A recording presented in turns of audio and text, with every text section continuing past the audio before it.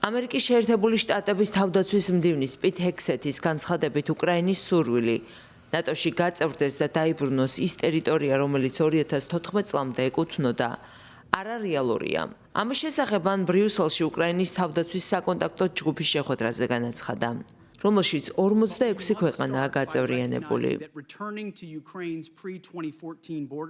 ჩვენ უნდა დავიწყოთ იმის აღიარებით, რომ უკრაინის 2014 წლამდე არსებული საზღვრების დაბრუნება არარეალურია. ეს ილუზიური მიზანი მხოლოდ ომს გაახანგრძლივებს და მეტ ტანჯვას გამოიწვევს. ჩვენ არ გვჯერა, რომ უკრაინის ნატოში წევრობა შესაძლოა მოლაპარაკებების ერთ-ერთი შედეგი იყოს.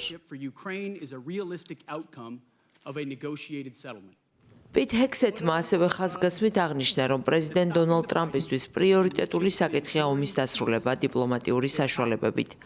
მისი მიზანია რუსეთიც და უკრაინაც მოლაპარაკებაზე დაითანხმოს. მან ასევე დასცინა, რომ მომავალი სამშვიდობო ძალების შემადგენლობაში ამერიკელი სამხედროები არ უნდა იყვნენ. ასევე პოტენციურ სამშვიდობო მისიაზე არ უნდა გავრცელდეს ნატოს მეხუთე მუხლი.